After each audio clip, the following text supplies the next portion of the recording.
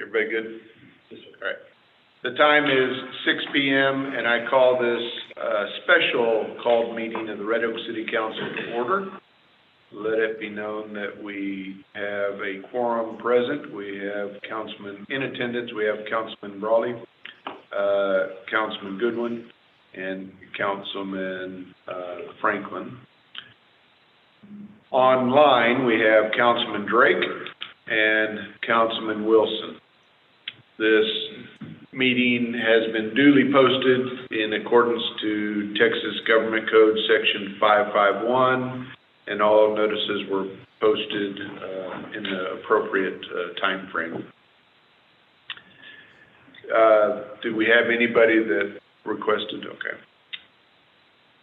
So tonight we're having to kind of go back and straighten up some things based on the governor's orders, and I guess before we'll get to that, I would, with the retirement of Councilman Tony, who is our Mayor Pro Tem, I need to make a recommendation for a new Mayor Pro Tem, and the Mayor Pro Tem is a council member who serves in the capacity when I'm incapacitated, whether it be physically or mentally or whatever.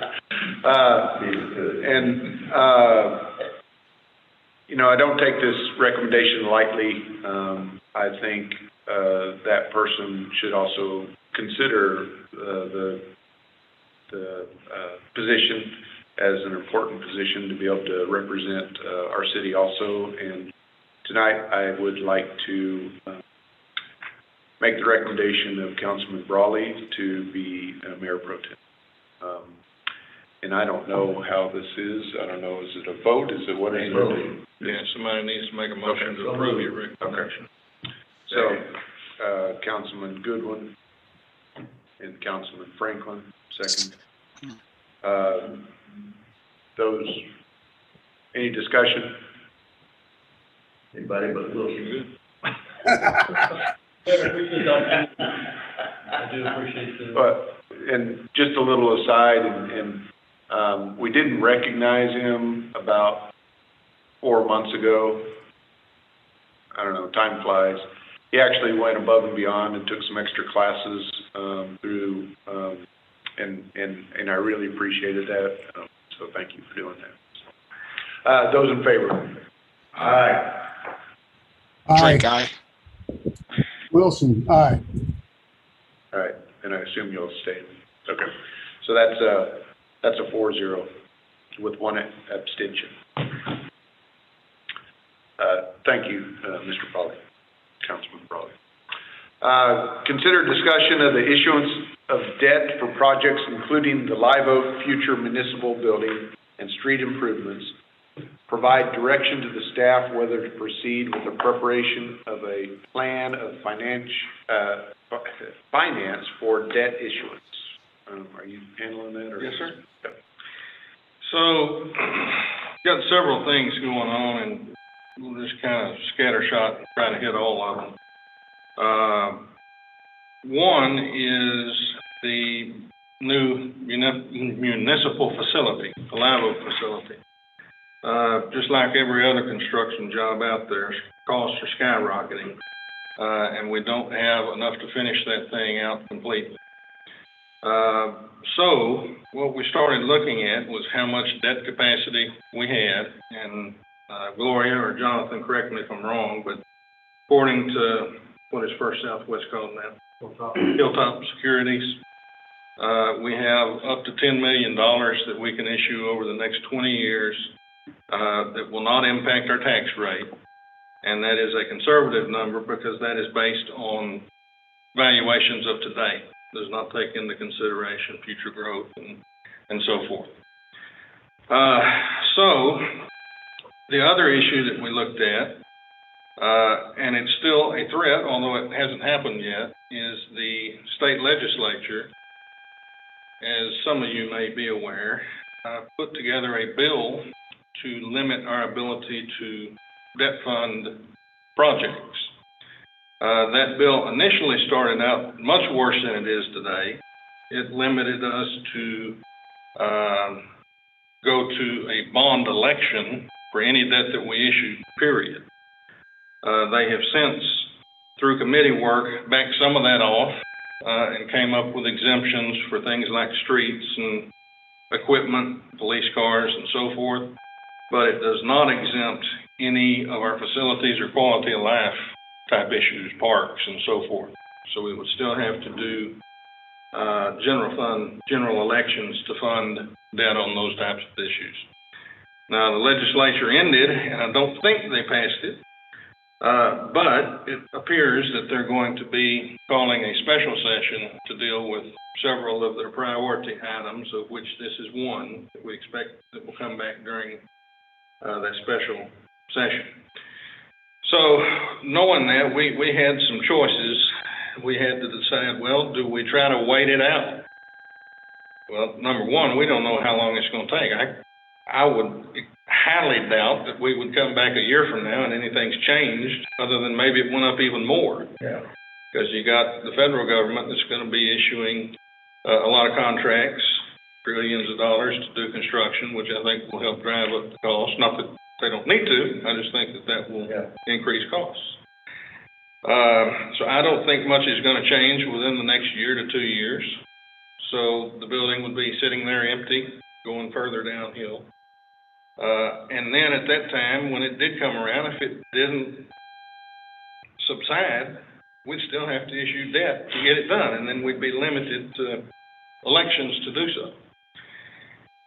So trying to get ahead of that, we said, well, we could go ahead and issue that debt now before that bill happens.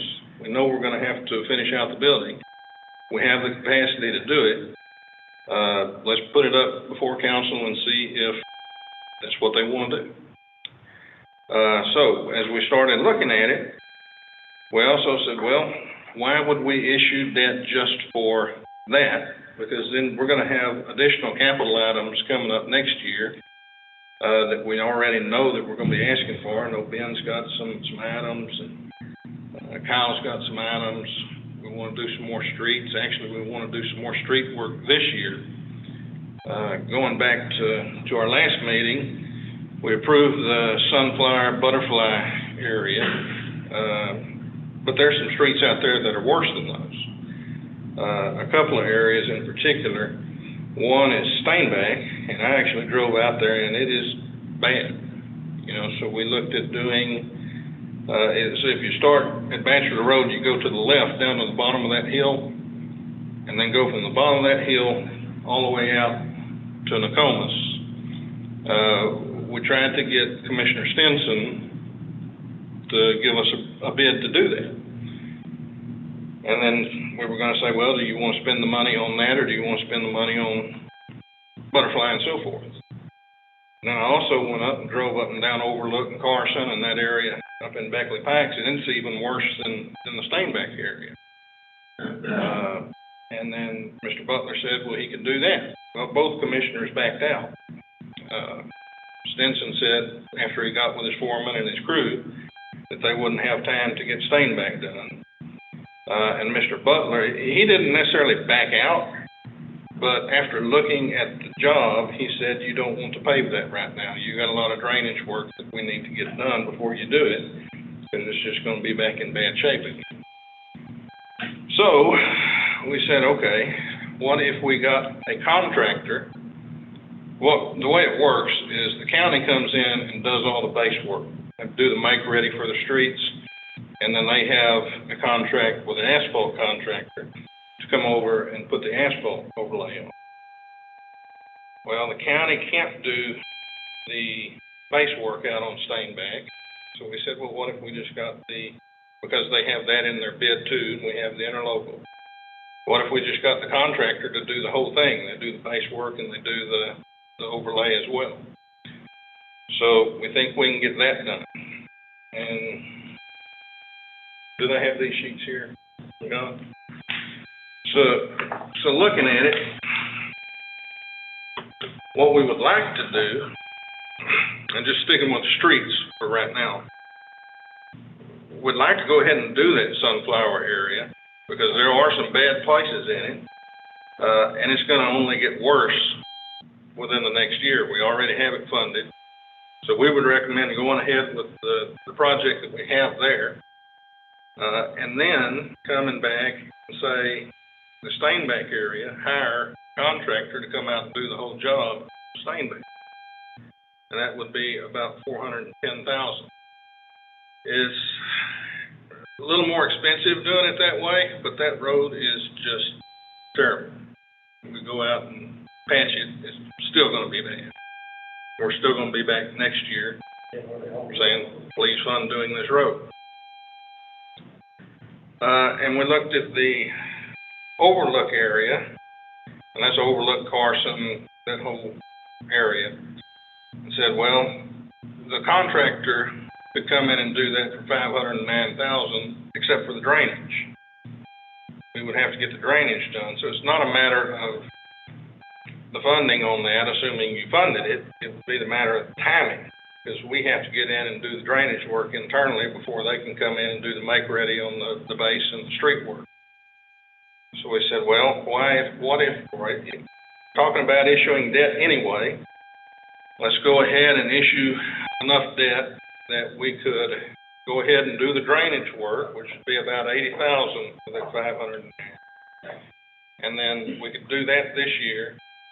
We could do Stainback this year. We could do Sunflower this year, and that would go ahead and fund the county to come back and do the make-ready and the overlay on the Beckley Pikes area next year, because we already have everything done by that point. So on streets, that's kind of what we're looking at, and, you know, as you know, we're not doing Blue Bonnet in the Butterfly area, but Scott's already have the plan from the previous meeting where he's doing a lot of the, what's the word for that, Scott? Microservices? Yeah, microservices, to extend the life on that. Is that different than Bluebird? Yes, that's different from Bluebird. Yeah, Bluebird on here that's a drainage project. Okay. Yeah, that one, and all of these things on here are things that are already in our strategic planning workshop. We would be looking at these things already anyway. Trying to get a jump on it. So we're just trying to get a jump on it. It'll actually make the strategic planning workshop a lot faster because we'd just be talking about M&O at that. So if you look, we've got Live Oak in two different lines there. We have the Live Oak renovation, which would be everything except the roof. And we were not able to get a bid yet, or an estimate yet, on what the roof would be. So that $656,000 number is a total replacement. I don't think it'll be that. If it is that, we're probably getting some insurance money on it. But for purposes of this, we go ahead and we budget that much in there. If it ends up costing $300,000, then we have $356,000 that we can put on roads or fund balance or otherwise. So what's the total dollar amount that we already have allocated for Live Oak renovation? 3-1? We have a little over $3 million to spend on that, that project. And so, by the time we got, you know, this number is the renovation of the inside of the building, the site work and paving, the exterior improvements, which include obelisks that council selected, and then also some of your funding for SFME. And that's based off of a cost estimate. Is that also demo?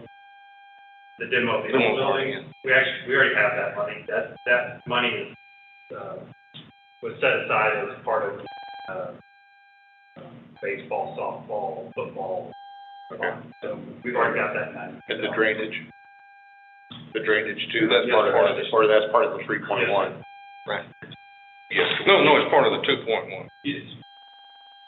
Yeah, I've got it in the 2.1. Okay. So what I did was, we've got the 3.1 that we've got for the building. I looked at every piece kind of put together in the last couple of weeks. and that total comes out to the $5.1 million number, and that would be pretty much everything over.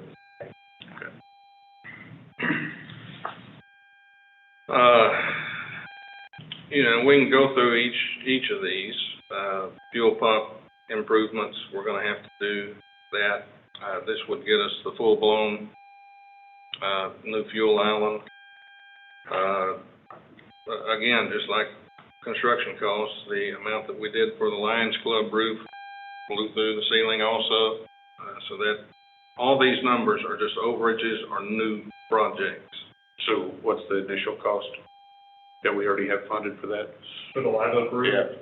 Council funded $69,000 in the budget. That was for some general repairs to the building, and then the additional money was supposed to go to the roof. And so this is the shortage. If we were to do all the additional repairs and the roof, it would cost an additional $55,000. So it's not all just For the metal. Yeah, and that's fine. I'm just, Yeah. I want everybody to know what we're gonna end up spending on that total And package. it brings it up to ADA, which is important. Sure. It's currently not ADA compliant. Okay. A new fire engine, which is actually a Quint, because fire engines are typically about $1,980,000, something like that. But we're moving to the Quints because the Quints can be more versatile. They can do a lot more things with them. Which means what? What's that? What's a quint? That's, so a true ladder truck doesn't have a pump on it whatsoever, so you can't pump water out. Get the fire truck, or fire engine pump to it. A Quint has a pump where we can pump water and the ladder, so you can extend the ladder, coverage. Right now, our crews are riding the floor. In other words, we have a ladder truck, we have an engine, depending on the call time, if they're at the station, they're having to switch back and forth. And so a lot of times they're out on another call in the engine, and they get a call for the ladder truck. Well, now they can't take the ladder truck there because they're on the station. They're trying to make it more versatile, so they're riding one piece of equipment, and they're always in there.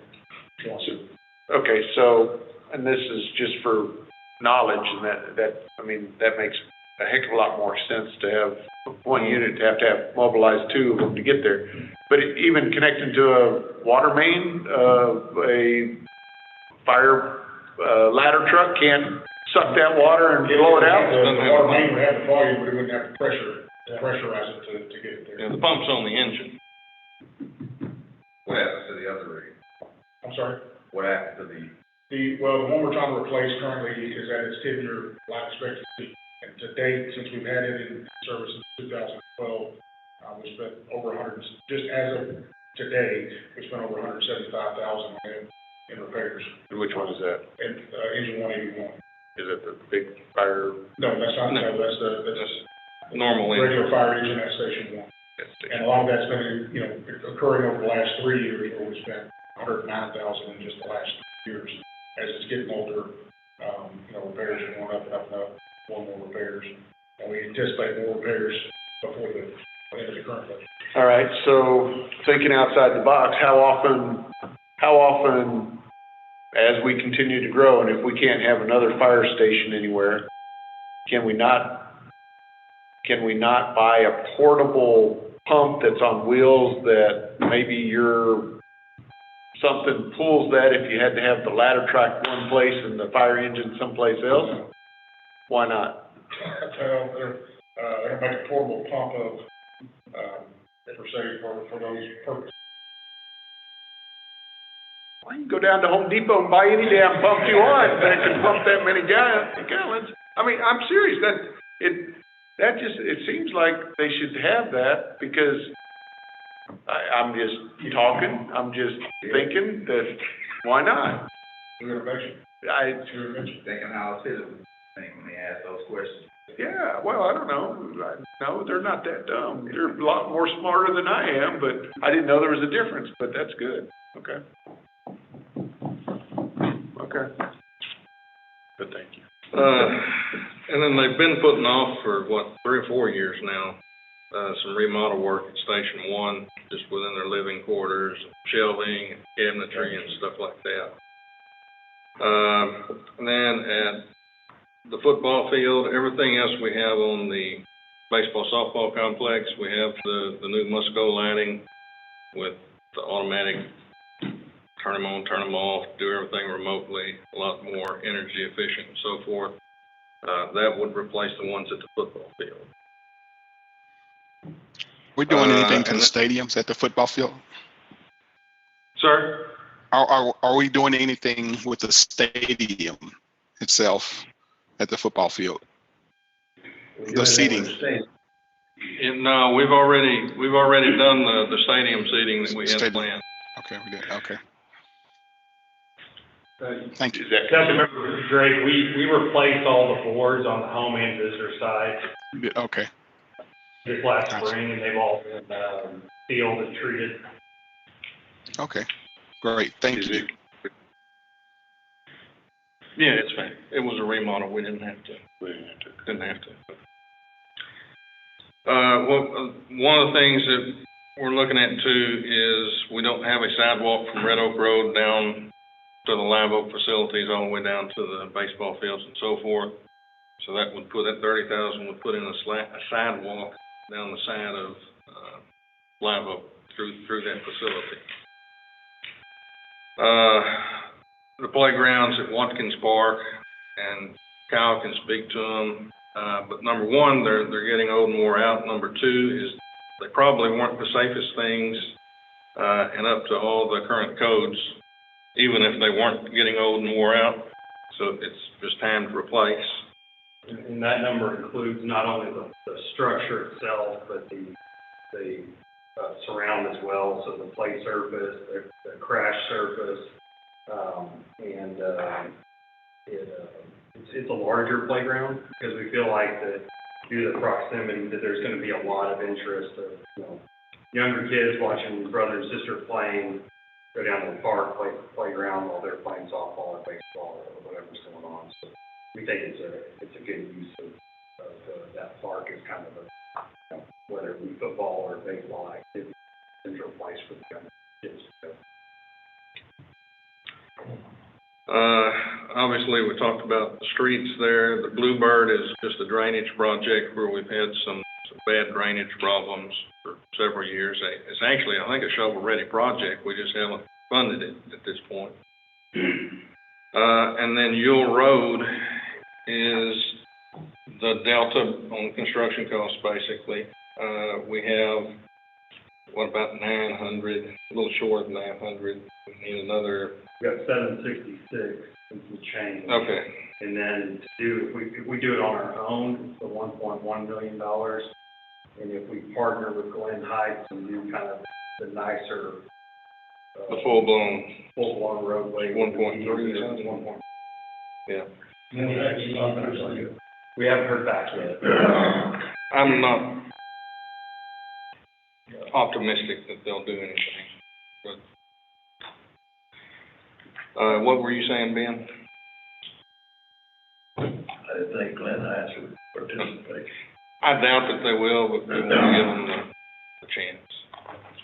I have a couple of questions. Yes, sir. On Sandback, Overlook, Sunflower, Bluebird, and Your Road, do we have like a proximity map so I can kind of see where they are in relation to each other?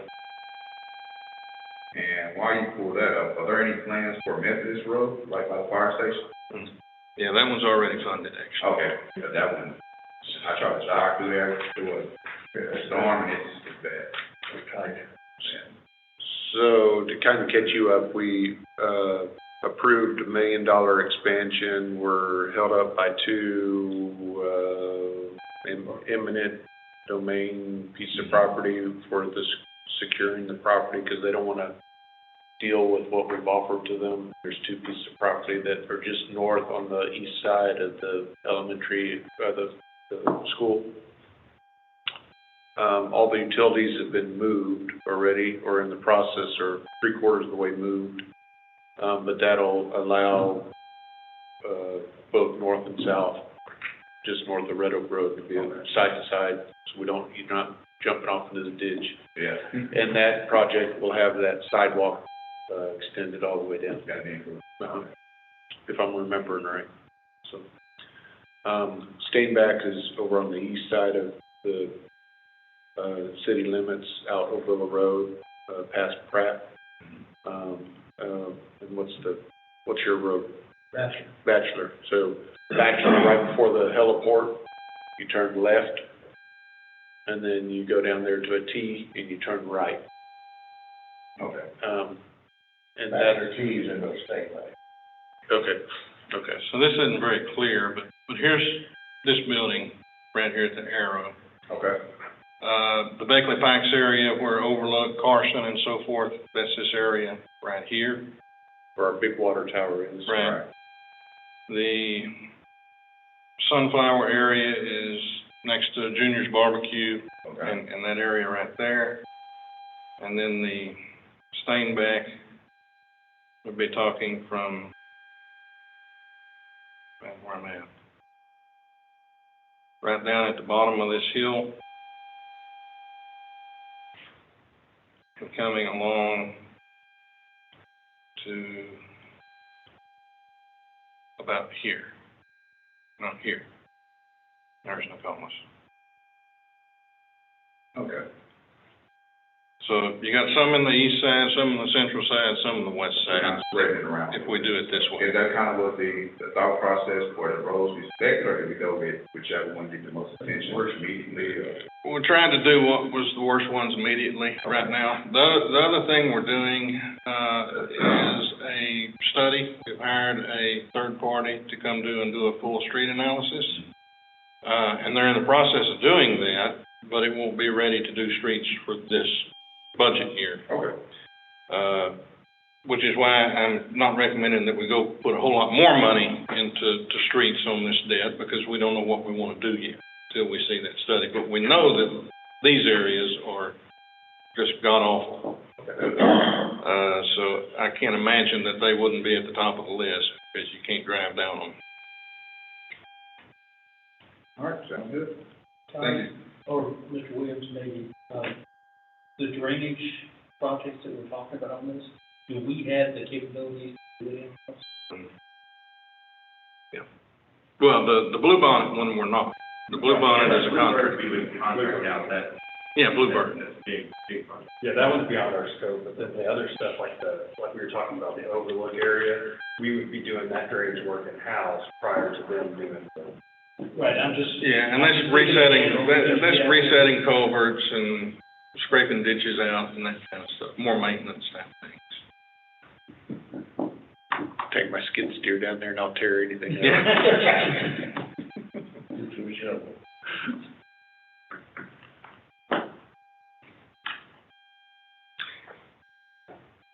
So that's where we're at on costs. So that brings us to about 6.8 million. Now, what we already have, let me see if I can share that. Probably can't, because I don't have it on this computer, but it's on your sheet. Looks like we're gonna have about $1.5 million carried over from this year's budget, that would be available for next year's budget. And we're planning or recommending that we put about half of that into these projects. Don't want to put all of it in there, because we know we're still gonna have other capital projects that we need to do. For instance, Chief Wolf is gonna need 5 patrol cars. So that'll be, 300 and something thousand. We know we're gonna have other road costs with matching funds to TxDOT for Loop 9 and Ovilla Road. So we wanna make sure we keep some back. So I'm recommending half of it. The 311 is what's already budgeted for that Sunflower area, and it's already, unless you change what you wanna do, that's already covered. We've got the COVID reimbursement that we have not plugged into anywhere yet, and that was all reimbursement, so we can use it for whatever it needs to be. That was staff time and so forth. We've got $449,000 in our Parks Capital Fund, but I would only recommend using 330 of that, because I'm looking at just the playground replacement and the sidewalk at Live Oak. And that would still leave us $100 and something thousand in there to start rebuilding. And that type of fund, you're not gonna go out and build ball fields. you're never gonna have enough money to go in and do that. These are the types of projects that you would use the capital fund for. Then we've got, not IDC. Oh, sure, it's IDC. I've been waiting on this one. But EDC, yeah, they haven't voted, but in talking with, Alan Hughley, their president, he thinks that we can count on $500,000 in funding from them. That was part of why we initially started looking at some of the upgrades on the exteriors and interiors, was to be able to do that. So he said he thinks we can count on $500,000 there. So that puts us at about a debt issuance of about $4.2 million. And that would accomplish all of these items. And again, like I said, we'll still have some of those smaller items that'll come up at budget time, like bunker gear and police cars and computer equipment and those things, but this is the major projects. So we would recommend going with this. That would still leave us $6 million to come back once we get the street analysis. We'd still have $6 million there to work with. And that's conservative, obviously. Do you want to add anything? I think I covered most of it, unless they have questions. So what he's getting at, and he may have said it, but I may have slept through it while he said it, but so he took that 10 million, and that 10 million number comes from Hilltop Security Advisors, and they said a very conservative amount of what we could borrow would be $10 million. So he's advising not to go to 10 million, but maybe to go 4.2 at this point. Oh, yeah. Okay. All right, I'm sorry, I just... And I'll throw in, the mayor and I talked about even, a fire station over on the west side, up around where the movie theater is gonna be. But just the cost on that alone is gonna be extravagant. It'll be $7 million just for the capital costs. And then we would have to come back and staff it with another $1.4 million, $1.5 million a year, which we don't have, and that would have to come out of M&O budget. So I can't say that I would recommend moving forward with that, particularly until that develops around it, and then you have some additional value to create some funding for it. But Ben did the study, so we kind of know what the costs are. We recommend we borrow $44 million. 4.2, yes, sir. We can do that 44 million if we want. Have to have IDC jump in there. Are you gonna underwrite it? I can do that. Okay. A rich vet, probably. Yeah, that's right, yeah, a rich vet, I'll go get one. He laughs all the time. I think he's funny though. All right. Councilman Drake, Councilman Wilson, did y'all follow that? Did you have any questions? No questions. No questions, Your Honor.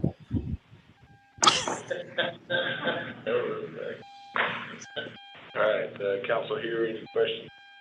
Okay. All right, so.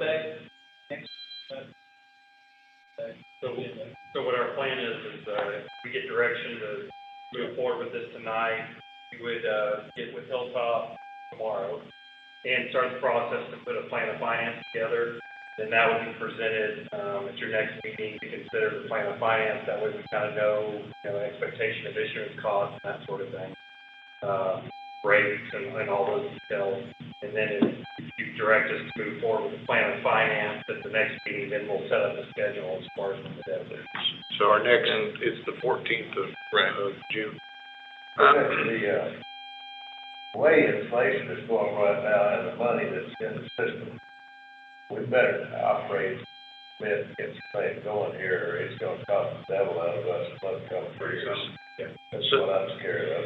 So the other thing is, it's not set in stone with what the yahoos down in Austin. Right. And that might come back and say, no, it's gotta go to vote. But we're trying to beat that and at least have our plan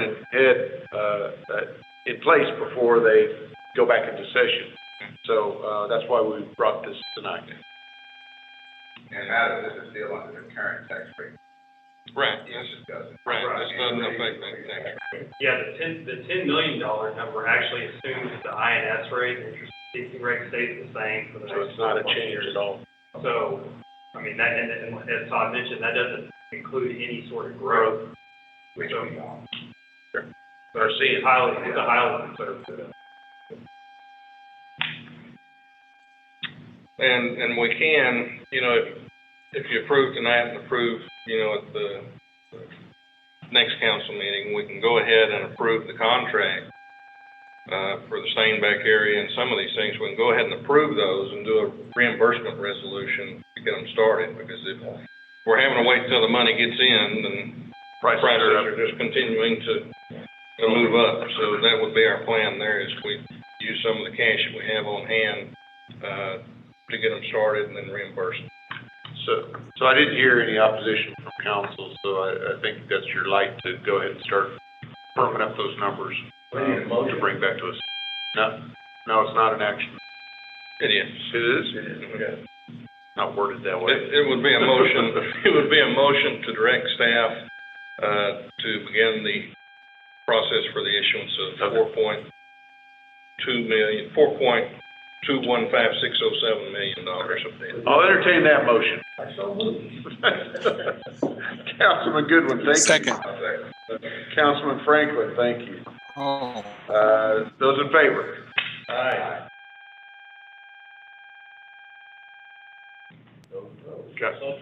Wilson, aye. Councilman Drake? Here, Okay, so that's, I think he flipped you off. I'm not sure. okay, that's 5-0. great eye. Sorry. All right, there you go. There's your correction. Item 3, consider discussion of the council's direction for additional Capitol Street project funding. That's the same one or no?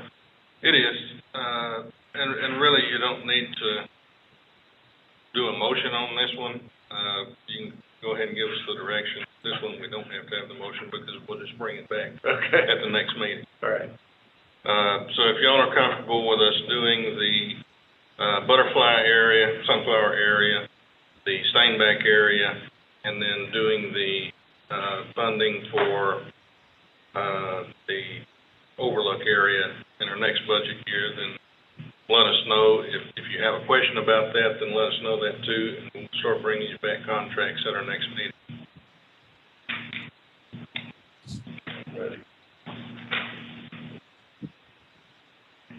Item 4, or we need to do something? Are y'all comfortable with those streets? Yeah. Okay. Yes, We'll bring it back then, Okay. next meeting. Yeah, like I had never done this before, so help y'all along. Consider adoption of resolution number 21-043R of the City Council of the City of Red Oak, Texas, hereby awarding a bid to Raytech Services LLC, contracting for construction of the Red Oak Municipal Center site and drainage improvements in an amount not to exceed $333,732.37, pretty precise. Authorizing the city manager to execute the terms and conditions of the contract after approval by the city attorney and providing an effective date. John? Mayor and council, as we mentioned before, this is the site work and drainage and paving improvements for the municipal center. So with your direction, move forward with funding that project. And this is we had a bid opening back at the beginning of the month. And this was the low bidder that met all the qualifications. We're recommending approval of this. And part of that is this 2.1. Yes, sir. Okay. And the other issue on that is the bids are only good For till, 60 days. yeah. From the date of the opening. So we opened the bids, surprised at what we saw. It was about $100,000 over our estimate. So then we started having internal discussions on where we might come up with that $100,000. And this the road discussion started, and bond started, and it's all kind of ran together. So this is also general site drainage improvement that will kind of help that back, ball field? Right. It'll take the water around to the front, in between the field house and the front of the school building, and back into the creek, instead of diverting it around the side. Is any of this demolition? No, sir. It's just paving and drainage. Okay. So will that change when we start doing the demo? Well, the side, no, Yeah. this assumes that those buildings in the middle are. Okay. So the drainage work is not gonna be in that area. It will cover that area. It will- Right. But we won't need to take the buildings down to do it. Okay. All right. Council, any questions? Has the city done any? No, sir. Business services before? Yes. Okay, so this is. And does that 330 includes inflation or those? Right, so we have a 60 days. We have a 60-day lock on that price. Okay. And that's why we need to take action, because after 60 days, they can price and change. You know, obviously, if there's change orders, you know, that's another story, but the price itself is good. Okay. That's why we were literally $100,000 off from our engineering estimate. Councilman Wilson, did you have a question? I've got several questions, but not about this. No, I have no questions. I'm sorry.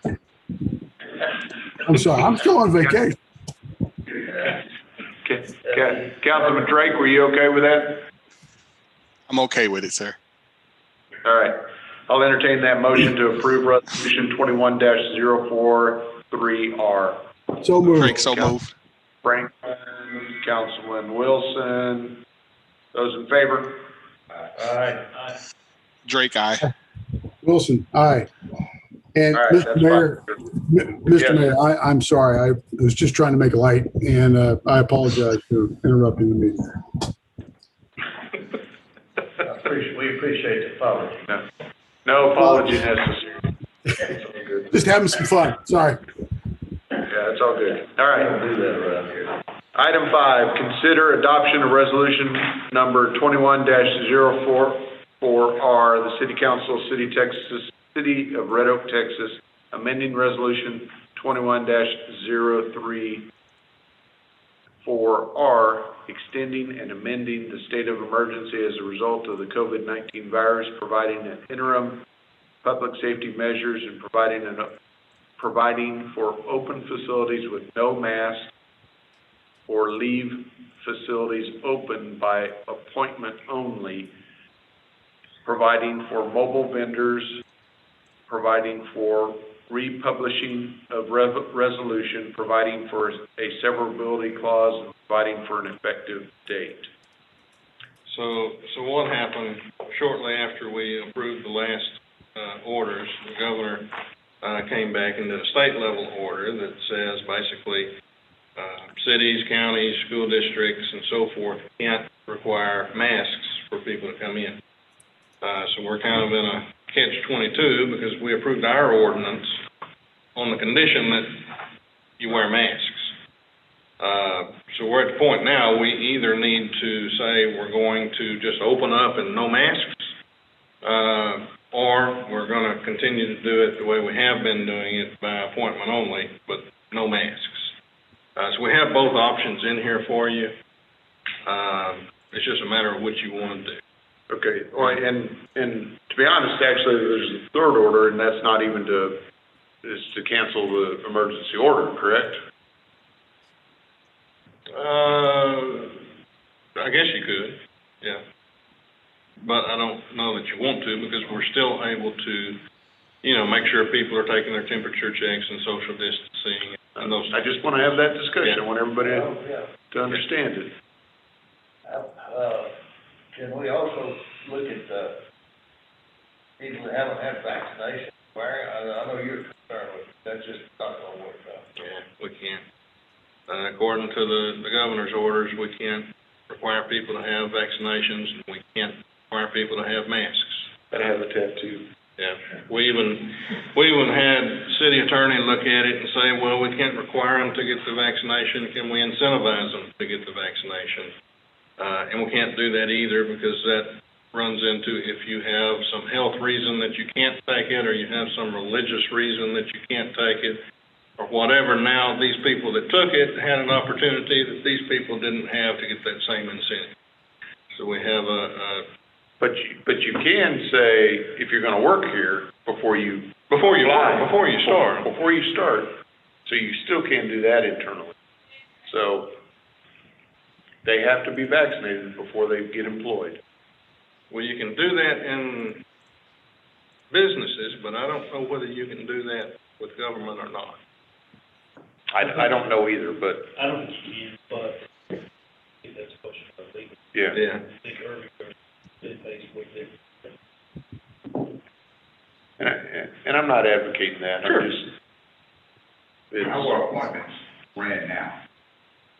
The hiring process? No, so if I want to come in, let's say get a permit, I have to have an appointment, correct? Mhm. So is it like I go online and fill out for an appointment, do I go? You just call, let us know you wanna come in.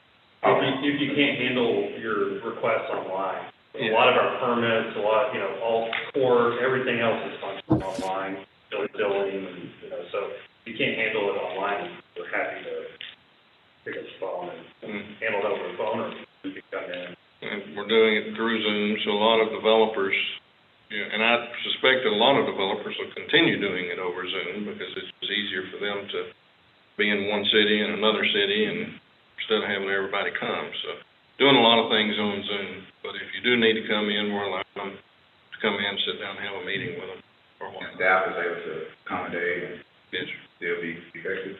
Yes, sir. so I think you need to share with council on how you're still handling things internally.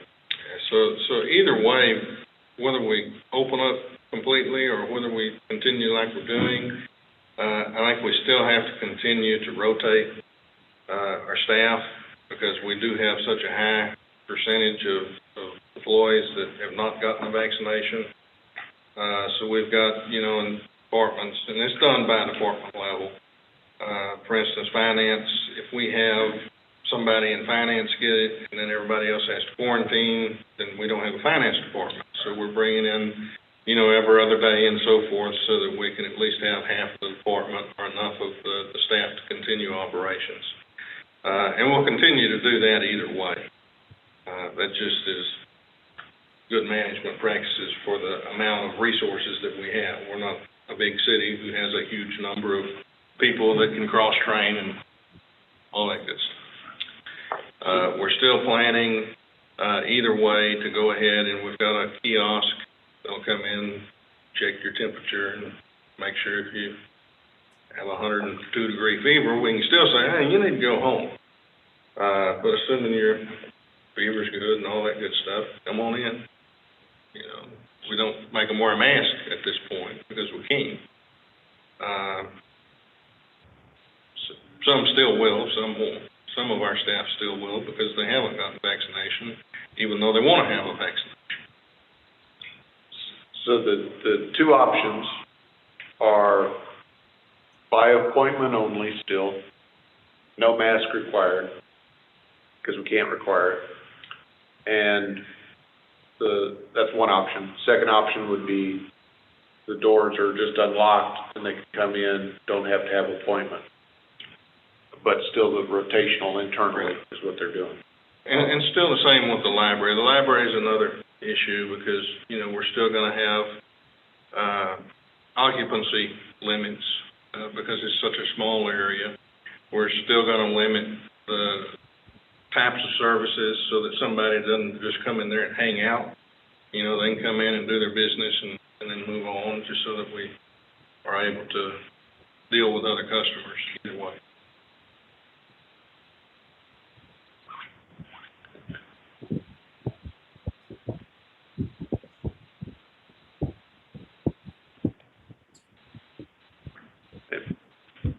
My feeling is,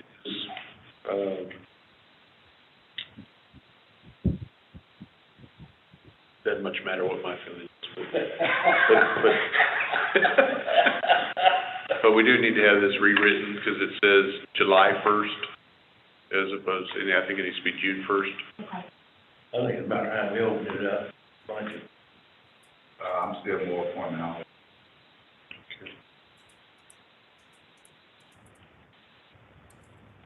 I think it's one on Councilman Drake, Appointment only.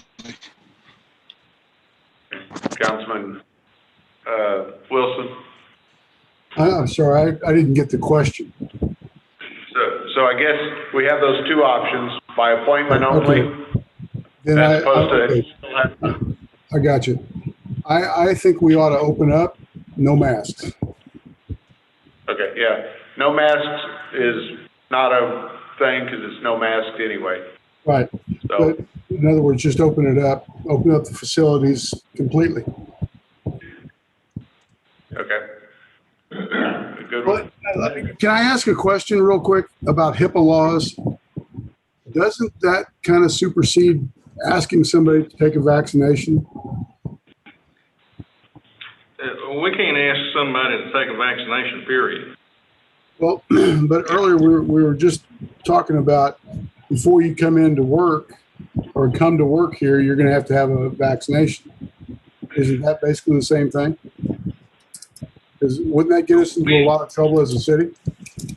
I think the mayor brought that up, but I don't think we have a legal answer on that. I don't think that you legally can do that as a government agency. Right. You may be able to do that in the private business world, but I don't think we have that ability. I just wanted to make sure that we weren't going to step into something. So, Yeah, okay, and we're not doing that now either. okay. Thank you. Sorry, Councilman Wilson, I was just making a statement, so. Okay, I sometimes it's intermittent on what I'm hearing, and I'm sorry, Mr. Mayor. No, you're good. All right, so, so I guess I'll entertain a motion to, wait, I mean, I polled everybody, so I don't know why I need to make a motion, but other than I think the consensus was to still do it like what we're doing right now by appointment only. Okay, well, you just vote no, but I'm going to ask someone, I'm going to entertain a motion to approve that by appointment only. So moved. Okay, that was Councilman Drake and Councilman Franklin, and second by Councilman Drake. Those in favor of appointment only, vote aye. Aye. Drake, aye. Okay, so that's three. Those opposed Also, to no. appointment. No. Okay, that's 3-2. And I don't have to ask the other one. So that's what we're doing now. And I want to make sure, and maybe I'm reading this wrong, I don't know.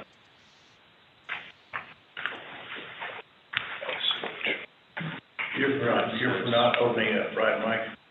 What's that? You're not opening it up. So, We're not opening it up. That's what you're for, that's, Or no mask. If they want to do appointments, that's fine. okay. Yeah. But we don't require them to wear a mask if they do appointments. yeah.